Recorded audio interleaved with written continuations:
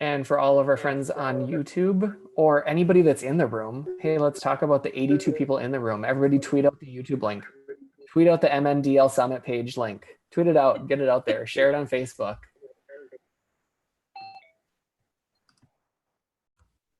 Okay, Shawn, Jamie, I'm going to go ahead and head on out. Shawn, you are the host right now.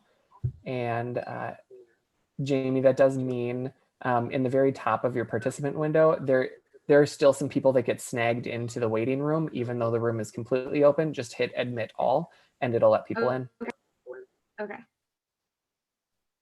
Okay, have a great session.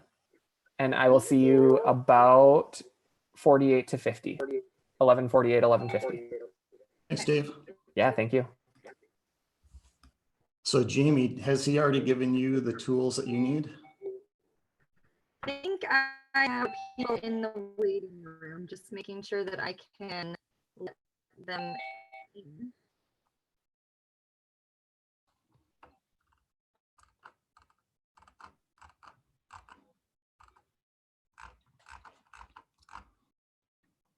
There we go. I tried to join on a second screen, but I'm not sure if it's letting me.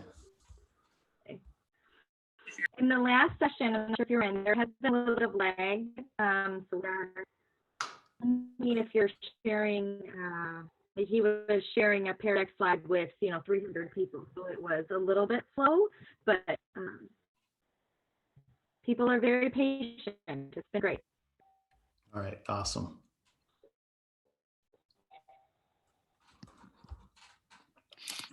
And my mic volume's okay for you? Yes, it can perhaps slightly louder.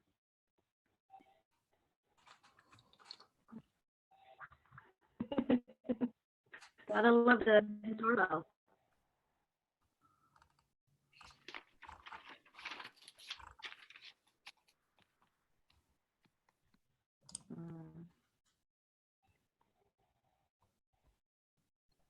Should I turn that chime off? You can. I think that would be great. Let's see if that will help. The other thing I feel is important is to just go through the norms right at the beginning. I'll add them to the chat as well, just about muting mics, the questions in chat.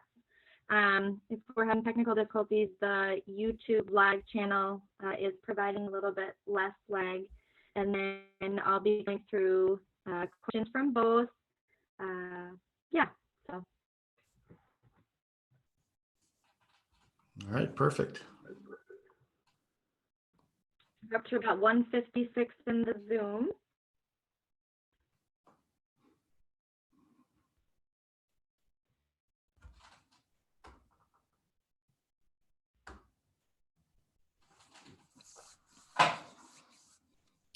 All right, well, when I tried to join on my second computer, that wasn't working, so I'm just going to ditch that idea.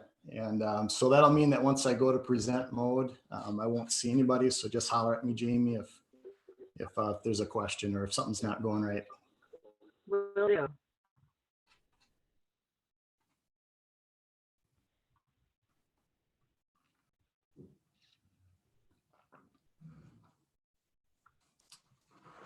All right, well, it's 11 o'clock. I'm ready to start if we're ready to go.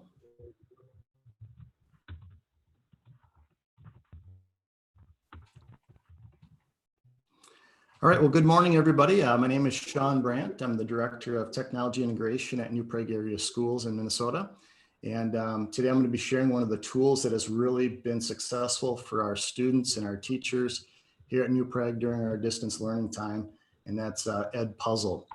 I'm going to be presenting my screen here in just a minute, and during that time I'll be going through some of the setup tools and some of the things, some of the features in Edpuzzle.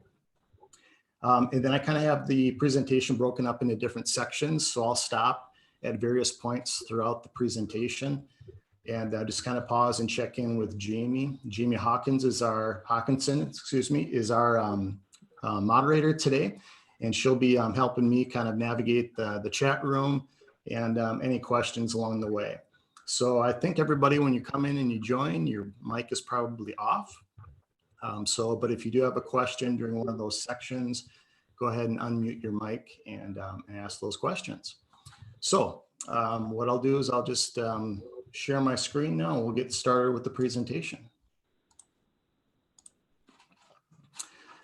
All right, well, Edpuzzle is a tool that's been around for quite a while, and it's a tool that we've promoted with a lot of our teachers when they've asked about flipping their classroom.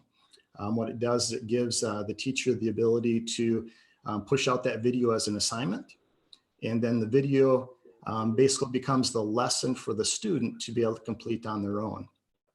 What this does for the teacher's end is it allows the teacher to know whether the student has watched the video.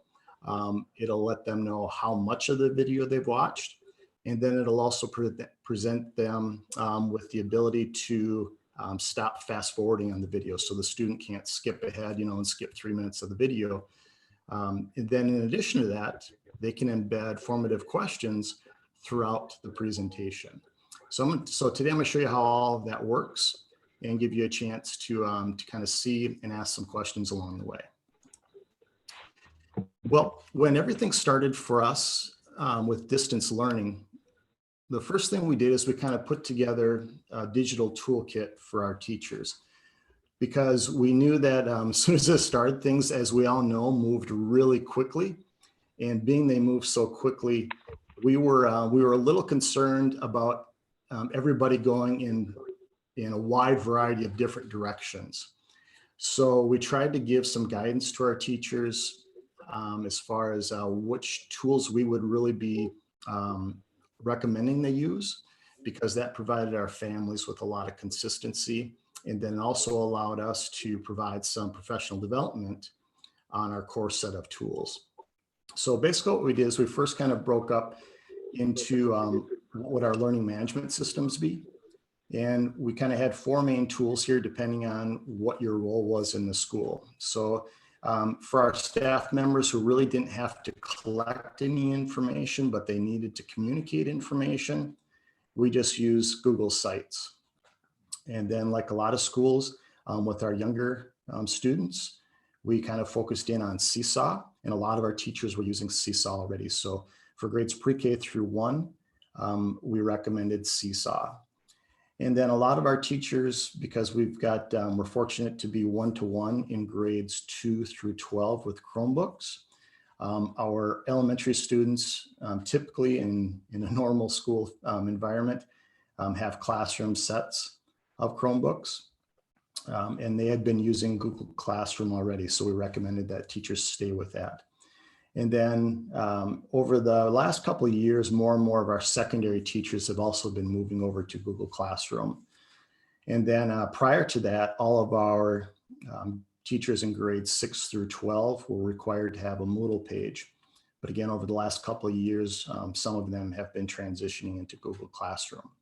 So that was how they basically would deliver their instruction in any type of text-based lessons. Over on the right-hand side then is that we knew that we would have to have some type of video tools, and we classified those into both synchronous and asynchronous methods. So synchronous being, of course, where you're live face-to-face, and we've been using Google Meet for that. And then a few different video tools for delivering asynchronous instruction where it's on demand. So Kelly, did you have a question? I think your mic might be on. Me? Yes, Kelly. Tomerdal? Yep, Tomerdal. Oh, I'm sorry. No, I don't. I can turn it off. Sorry, I just logged in late. No problem. Thank you. Okay, yes. We were just getting some feedback there. Thank you. So then the last one is that these 3 tools, Screencastify, Flipgrid, and Edpuzzle, are probably all tools that you've heard about. Those were our 3 basic tools for really concentrating on that on-demand type of video instruction. And of course, Edpuzzle is the one that we're going to be focusing in on today. So what exactly is Edpuzzle? I gave you a little sneak peek into it, but basically what Edpuzzle does, it allows you to take YouTube videos and turn those into lessons. So now when we're in the classroom, of course, it's easy for a teacher to present that video up on the projector and, pause it, ask questions, check for understanding. But once you're in that digital distance learning environment, it becomes a lot more difficult to really figure out, are the students watching the video? Are they understanding the content? And, how do I get any type of feedback from my students during this process? So that's the problem that Edpuzzle helps solve.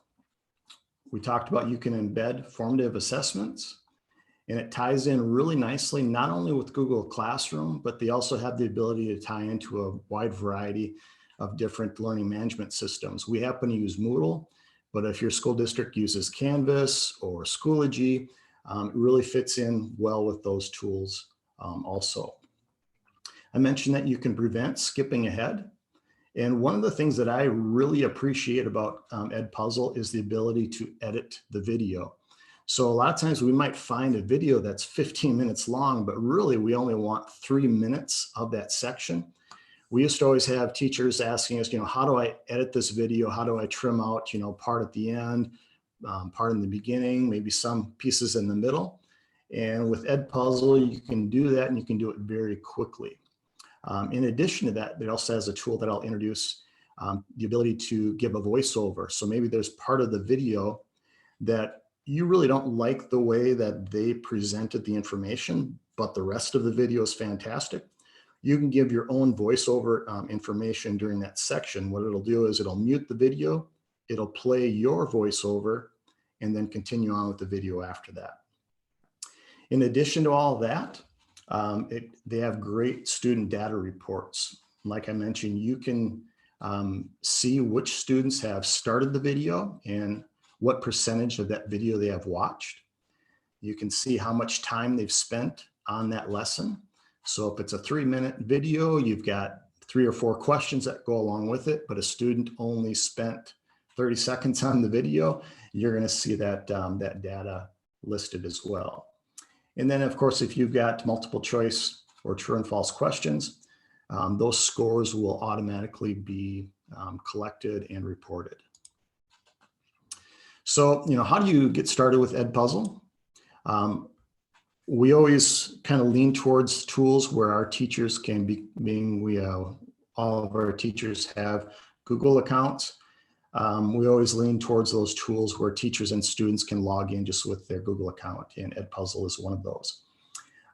But basically after that, once you've logged into Edpuzzle, you can simply search for a YouTube video, and you can search for those videos either on Edpuzzle or you can go directly to YouTube itself. And then once you find a video that you'd like to use for a lesson, you're going to begin editing that by embedding your own questions. Once your questions have been assigned in that video, then you can just simply assign that video to your students in their classes. So I'm going to pause right here just so that if anybody has any questions at this point, we can maybe cover some of those basics. One of the only questions that's coming up so far is what types of videos can be added?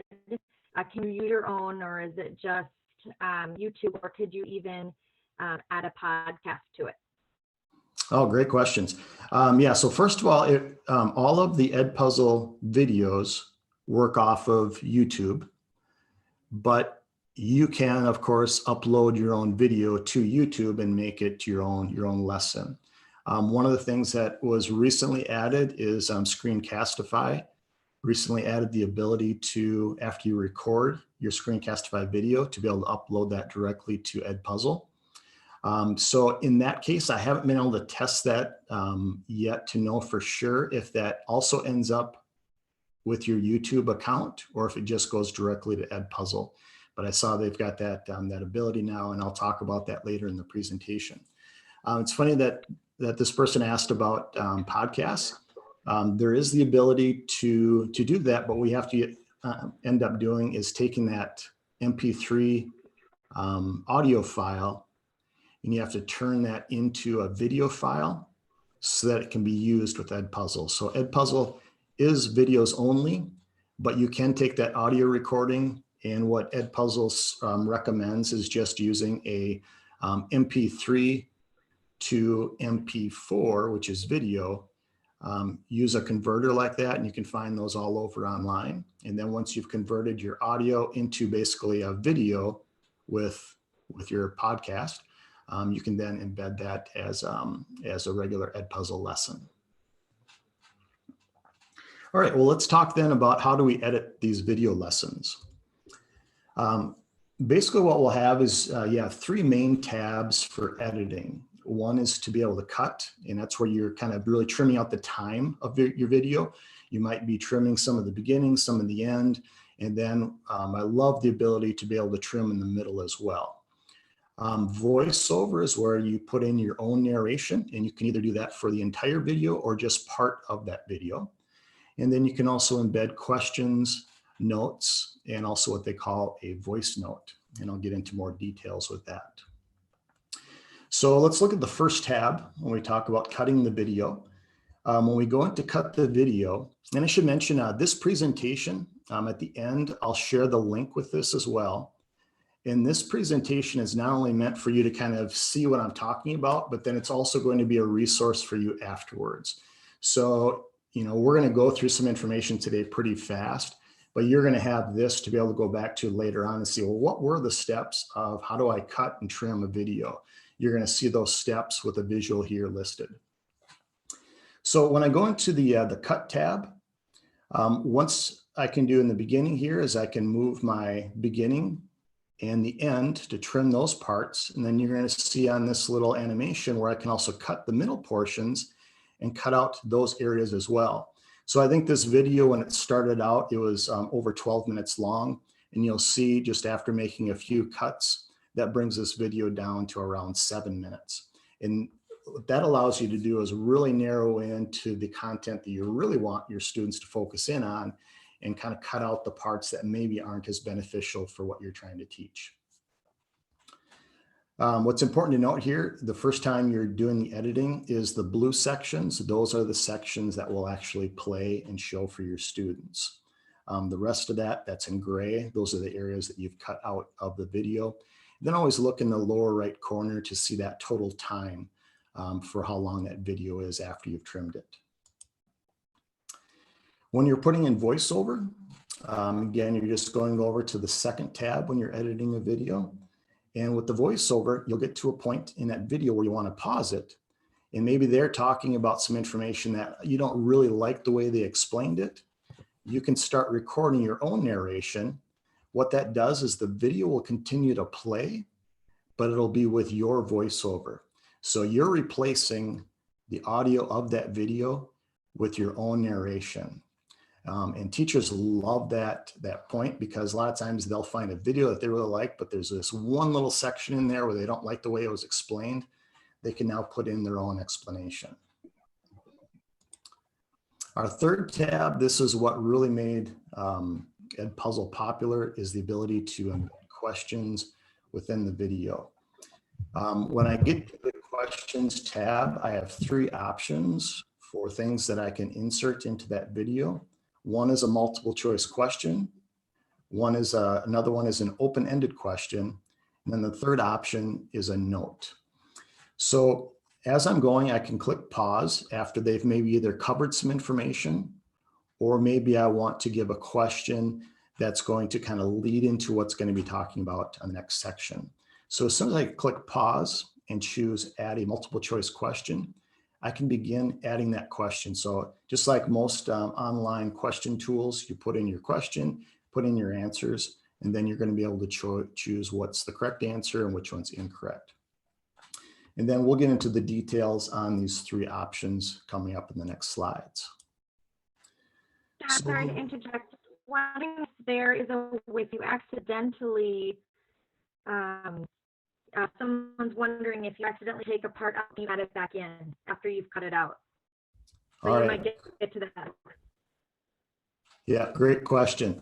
So what's nice about this is that this isn't a true video editor. So like when you go into something like WeVideo and you're trimming out the beginning and the end and the middle parts, you're really taking that video and you kind of think about it like the old days where you're talking about film. They're actually cutting out those sections. In WeVideo, you're actually doing that. With with an Edpuzzle video, what you're really doing is you're just telling Edpuzzle, I want you to skip this section. And then once I get over here and put in a new cut, I want you to skip this section. If later on you go, oh, you know what? That's right, we do talk about that and I should leave that in. You can always go back to this cut tab and you can readjust your trimming and your cutting there. So you'll see on the end where it says undo and reset, those tools will remain there if you go back to this video later on. The only part or the only time that you're really kind of locked in is once you assign a video as a lesson and students start on that lesson, at that point then it's basically locked in that format.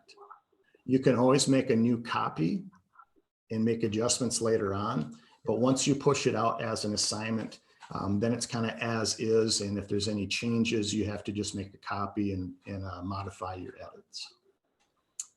Great question. All right, back on the multiple choice section. When I do add a multiple choice, you can see where they give you a text box there to add your question. Then you're going to put in your different answer choices. And you're going to check whether it's the correct answer or the incorrect answer. And it's just a little simple green check mark and a red X if it's right or wrong. Scroll down to the bottom, you can add more answer choices. And once you click save, then that question and those answers are created. And one thing that you may notice after this animation goes down to the bottom, there's also a spot there where you can add more than one question to this section. So maybe you've played for about a minute of the video and they covered a lot of information. And there's maybe 3 questions you want to ask here. Once you hit pause, you don't have to just embed one question there. It can be 3 or 4 questions. And as soon as a student answers it, then they click next question. Your video is still paused. They answer it until they've answered all those questions. And then they continue on with the video until you select a pause again. With your open-ended questions, this is a spot where you can give a little bit, get a little bit more critical thinking from your students. What's important to know about your open-ended questions is that Edpuzzle, of course, cannot grade those for you. Those have to be manually graded. So you're seeing on this animation here where after a student answers an open-ended question, you're going to go back into your dashboard on Edpuzzle and find the video, how many answers are left to grade, and you'll have to go in and correct their answers manually. So that's just important to know, because if you're just looking for just real quick assessments and you want to give students instant feedback, stick with your multiple choice questions. But if you want them to be thinking a little deeper about the content and you want to see if they really understand, then you're going to want those open-ended questions. So kind of think about what your goal is before you start putting your questions into the video.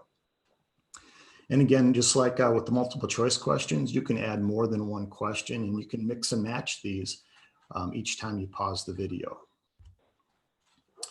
The last tab here, or the last choice with your questions tab, is to be able to also embed notes. And I can see here, I think I got the wrong animation in here because I think I'm still on the open-ended animation. But with notes section, you're basically pausing the video and you're giving students a text note. And with that text note, you're giving them information that maybe the video didn't cover, or maybe you want them, hey, really pay attention on this next section to, an XYZ. With the note, you can also ask, or you can also insert a voice note. So with the voice note, what that allows you to do is embed your own voice. And the difference between this and the voice over is the fact that the video is paused and they're listening to your audio at this point. So this is just like in the classroom when you're in a live class and you've paused the video and you're explaining something to your students, or you're giving them a little heads up on what to pay attention to in the next section. That voice note gives you the ability to do that same thing. All right, So Shawn, I'll pause here and just check in on questions. Perfect. One of the questions about the audio, since you were just finishing that, was wondering about the audio layover. Does it have to be the exact time, or can it be longer than what is taken out? And then the other question was about, can you have multiple videos in the assignment? Okay, yeah, great questions. I'll hit the voiceover one first. So with the voiceover, yes, you are narrating over that portion of the video. So that's where you really want to distinguish the difference between the voiceover and your voice note. The voiceover, you're replacing the audio for that section of the video, but you can't like, so maybe you want to explain something that's going to take 30 seconds and they covered it for 10 seconds. You won't be able to do a voiceover without talking too quickly. So in that case, what you would have to do is you would go to the voice note. And that's where the video would be paused. And that's where you would probably say something like, now in this next section, they're going to explain it this way. Now remember, in class, we've always talked about it as it should be done this way. So just, ignore what they're saying here, because there's more than one way to do this, but here's the way we've always recommended. So you're given that kind of extra information. That's where you would want to pause the video and actually do a voice note. But if you can replace that video and do the voiceover, that's where the video is going to keep playing.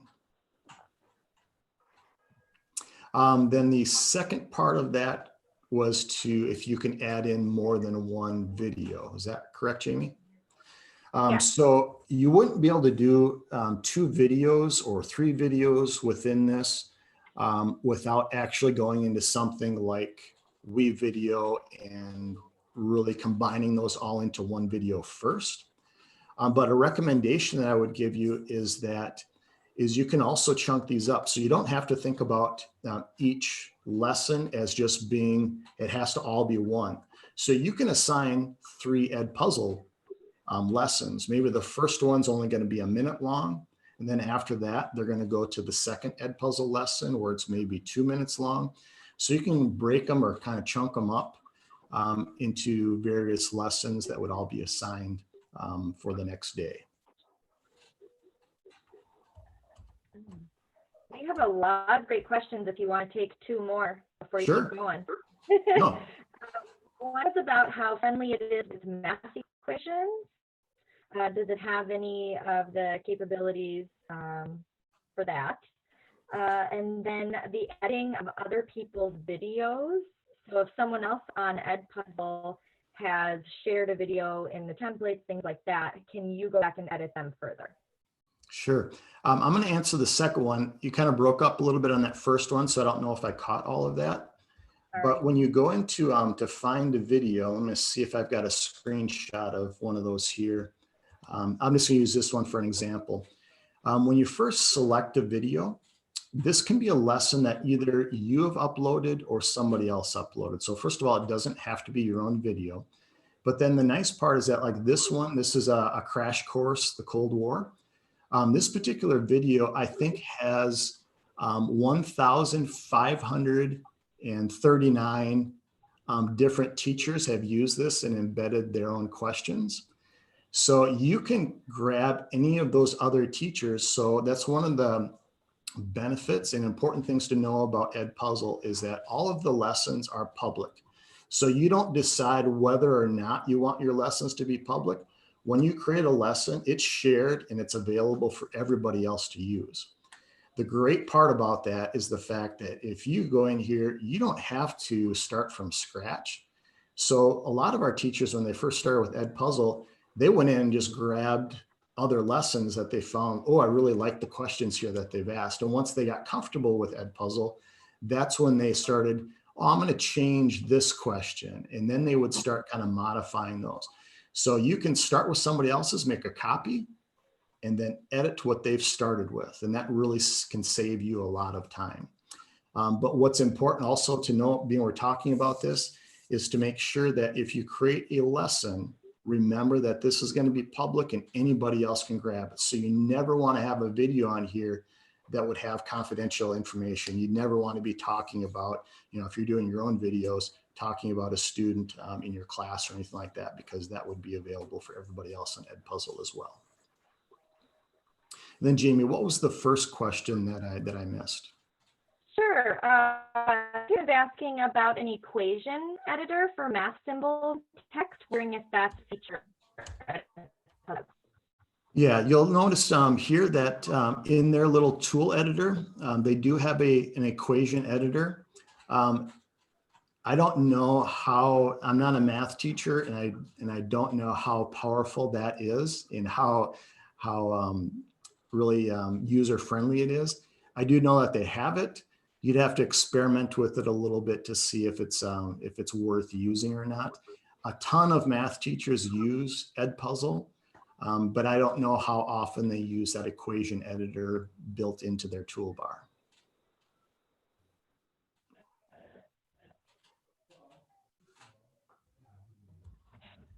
All right, I'm going to hop into the next section, then we'll pause again and hit some more questions. So there's, I've shown you the basic way to get started with Edpuzzle. Another kind of quick trick though, is that if you use Chrome extensions, Edpuzzle has a great Chrome extension that if you're an Edpuzzle user and you just happen to be on YouTube and you find a video that you just think, wow, this is great, I'd really like to use this. If you have the Edpuzzle extension installed, you're going to see when this animation resets that whenever you find a video, you're going to have a button right here underneath that YouTube video. And as soon as you click it, it's going to take you right into your Edpuzzle account and you're going to start editing that video right away.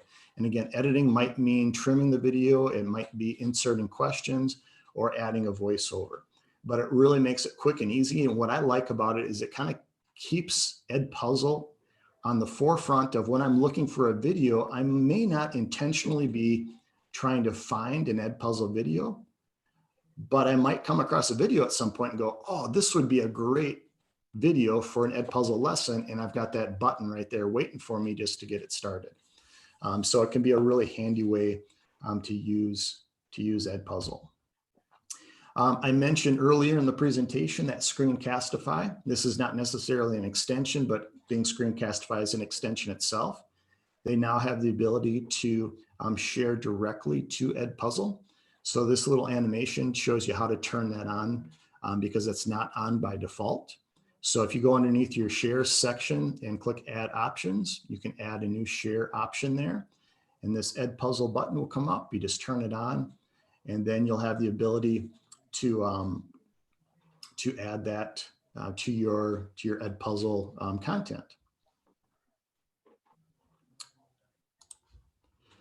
All right, let's see. If you're a Google Classroom user, you will really love Edpuzzle because it's integrated really well and it's very seamless between these two. One of the things I like about using Google Classroom with Edpuzzle is the fact that if your Google Classroom is already set up with your students in your roster, you just simply add that class to Edpuzzle and your roster is all taken care of. Your students don't have to sign up for Edpuzzle or anything like that. If they go into Google Classroom and they click on the Edpuzzle lesson, they're going to be in their Edpuzzle lesson without having to go to a different site or anything like that. Then in addition to that, if you're doing a lesson with multiple choice questions, those questions are automatically scored, and those scores then it's automatically graded in Google Classroom as well. So if you're using the gradebook feature in Google Classroom, all of that is very seamless when you're using Edpuzzle lessons. So with Google Classroom, all you do is you simply go into your classroom, you click on your classes. On the left-hand side, you'll click adding a new class. You'll see your list of Google Classrooms, and then you just click on import your students, and your students will automatically be added from your Google Classroom class. If later on, I have this little helpful tip down here. If you have a new student that's added later on, and they join your Google Classroom, next time you're in Edpuzzle, all you have to do is simply click on that import student button again, and it'll import any new students or students who have left. So it's basically going to resync your students with your Google Classroom page. Now I mentioned that you can also push out those assignments directly to your Google Classroom page. So on Edpuzzle, after I'm done editing a lesson, I'm going to assign that lesson, choose which class I want it to go to, select the due date, and tell it that I want to post it on the Google Classroom page. When I click Assign, that will automatically show up on my Classworks page of Google Classroom, where the teacher then can organize it into whatever topic you want to place it as. But then the students are just simply going to their Google Classroom page, they're clicking on the assignment, and they're automatically into that Edpuzzle lesson, along with the due date and everything. So all this information syncs over automatically. I mentioned that if you're not a Google Classroom user, so maybe use something like Moodle or Schoology or Canvas, any of those popular learning management systems, your admin can also set this up so that you can add those assignments directly from your LMS. So for example, on our Moodle page, our teachers can simply add a new assignment.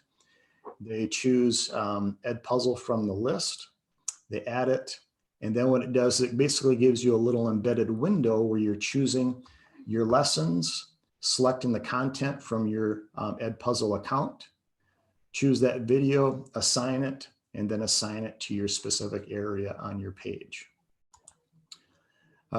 Same thing then within your learning management system, you're going to select the due dates and all that. And Edpuzzle has it worked out so that all of that information is talking back and forth with your learning management system and the Edpuzzle content page.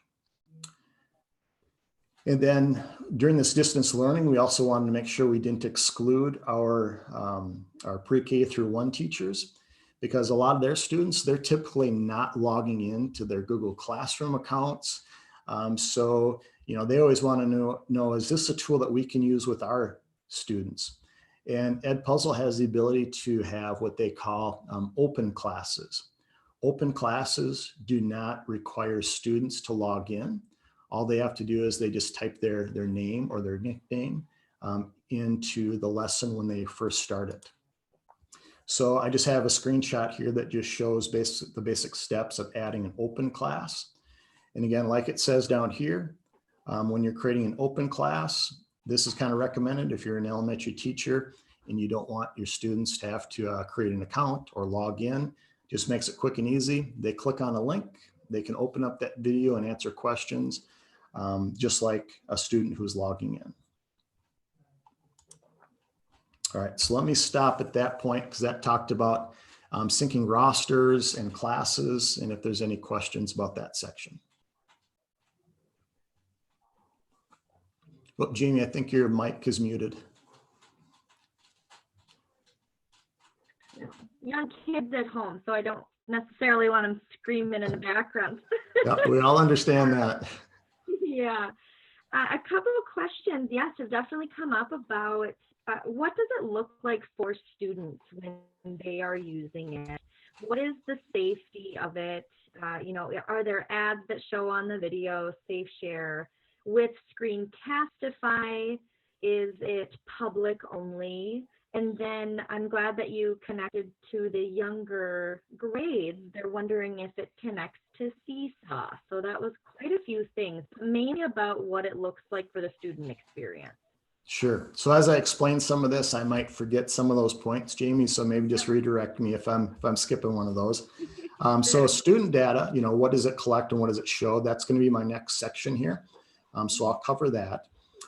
As far as like these open classes and asking if it connects with Seesaw, it doesn't necessarily connect with your Seesaw roster or anything like that, but each lesson has a link and you can embed that link or push out that link through Seesaw. And that's what some of our Seesaw teachers are doing, is they're just pushing out these links to their students. They're not so concerned about collecting data from their students as they are just making sure that it's a little bit more engaging for the student. So instead of just watching a video, you know, now there's times where they have to actually do something like maybe choose an answer, and it just creates a little bit more engagement for the students. So it does work on multiple devices. So it's not just a Chromebook or a computer device. It can also be an iPad. I haven't tried it on a phone, but I believe it would work on a phone as well too. Question about ads. So I don't completely understand exactly what Edpuzzle does in the background, but they have some magic happening in the background where these are all YouTube videos, but they have some, I'm not sure exactly what they're doing, but there's something in when a video is turned into an Edpuzzle lesson that it's kind of going through a different filter. And that different filter is all the ads are taken out. So you don't have any of that. And Edpuzzle itself does not have any ads on their page. So the free, I'll talk about the free account versus their premium plans later on as well. They give out quite a bit. So as far as features, there's no different features that you get with your free account than what you get with a paid account. The only difference is how much content you can add to your account. So again, I'll talk about that a little bit later on. But as far as ads and stuff, that's all taken out. Edpuzzle has been an educational ed tech tool for quite a while. They have signed the student pledge that you see on a lot of tools where they are really committed to not sharing or selling student data. So you've got all of that, and then plus students are signing in with their Google account. They can create their own account, but we never recommend that. We're always having them sign in with their Google accounts. Yeah. Did I miss any? No, that was good. I think to make sure that we get through all of your slides, I think we should keep going. There is one that's going to talk about kind of creating. Someone's having trouble creating their own. So. Okay, perfect. All right, yeah, because we're looking at about 7 minutes left here, so I'm going to kind of hustle through some of these last steps. But one of the questions was on student data. What does that look like on the student side? Well, after a student finishes a lesson, you as the teacher, you have a couple tabs here where you can view the data by student. So you can see again which students have started the video, how much of the video they watched, if a student never watched it at all, when they last watched it, and then you can also flip over to their questions to see how they did. So on that question breakdown is it really allows you as the teacher to see which questions are my students struggling with, which content do they really have, they've got it down, I don't have to spend any more time on it. And then you can also look at individual students to see which questions they got right, indicated by the green dots, and which questions they got wrong, indicated by the red dots here. This section breakdown here shows you if students are going back and rewatching any section. You can click on those areas too, because if there's areas that they keep rewatching, it helps you identify what areas are they don't quite understand, and that's why they're going back to watch over and over again. What does it look like for the student? When a student is on a video, they're playing the video and it's showing the play progress.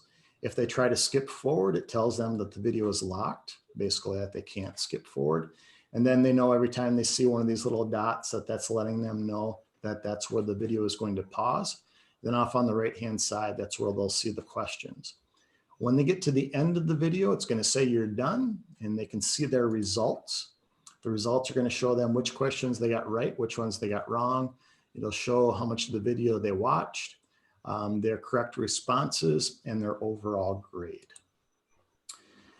In addition to that, if you're on the Google Classroom page, a student can just simply click that lesson. They'll also see their score up on top. And if they click this lesson, that takes them into the Edpuzzle page where they can see all of this detailed information. Some helpful tips I have for you. One of the things I mentioned is that you can embed those questions. It's really important that students kind of identify this as what we have to do. If they're looking at a video and they see these two questions posted here, they're going to feel like they're done with it right here.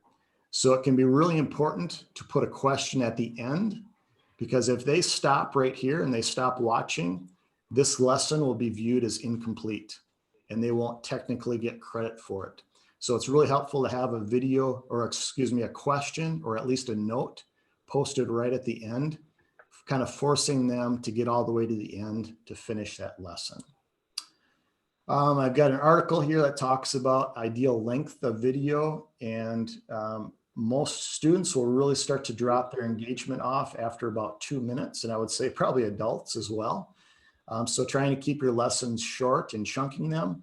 And this research just kind of showed that after about 7 minutes, it really kind of plateaus.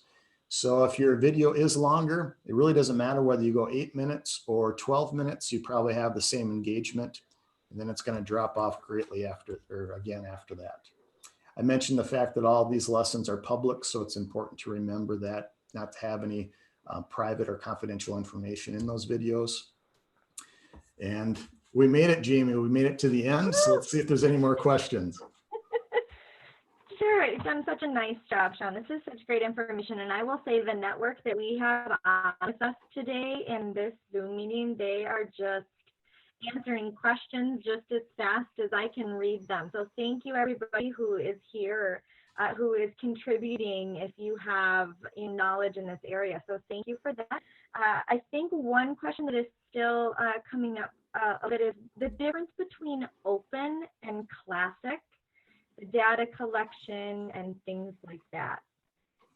Sure. So your open classroom, students are not creating accounts. They're just typing in their name. So as a teacher, you might have 20 students in your class, and you maybe push that out through Seesaw because they're younger students. They can still click the link, watch the video. Before they do that, they have to just type in their name. So, you know, let's say I have a kindergarten daughter, she might type in Rachel. And then she's going to start watching the video, and then the teacher, they would see data on what Rachel submitted. But now next time she might log in and watch another video, and the next time she might type in Rachel B. Seesaw is going to look at that and see it, oh, this is a different student, and put in that data now for Rachel B. So what it does is that it kind of creates an open area. So if the teacher does want to see which students have logged in, that can be helpful. Not recommended for older students where they could type in anything they want, because then you don't really know for sure where that data came from. With a class like using either using your learning management system or Google Classroom, or creating your own class in Edpuzzle, that's where students have to log in, and that's where all that data is tied to their login account.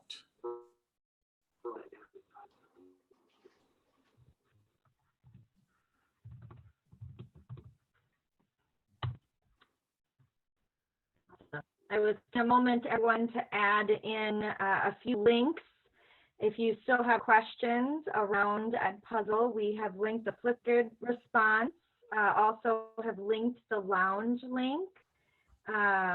If you want to continue the discussion, these are recorded just as a reminder. If you want to look back, it's a great way to pause in the middle and look back and reflect on what is being said, or just rewind as many times as possible until it makes sense. And then the CEUs have also been linked there, but there is a fabulous tab on the mmdlsummit.org website. So thank you. Oh, I thought of one more thing that came up in there: tutorials for students. Are there videos out there for tutorials for students? Yes, and that's one of the things as I was going through this, Edpuzzle has some fantastic, they came out with a playlist of remote learning videos. Most of those are geared towards the teacher, but then also shows how the student, logs in and interacts with the video as well. So I'm going to add that slide to the end of this. And again, the link to this video presentation is in the upper right-hand corner. So even if you grab that link right now, the slide that I add at the end of this will be along with that link as well.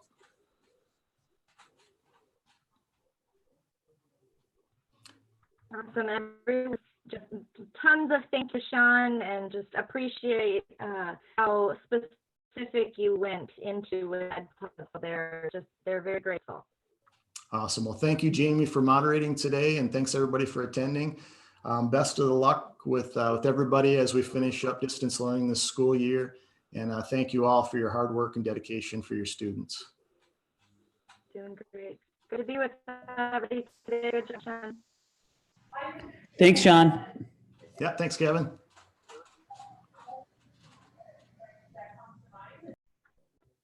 Can we say another great session? Okay,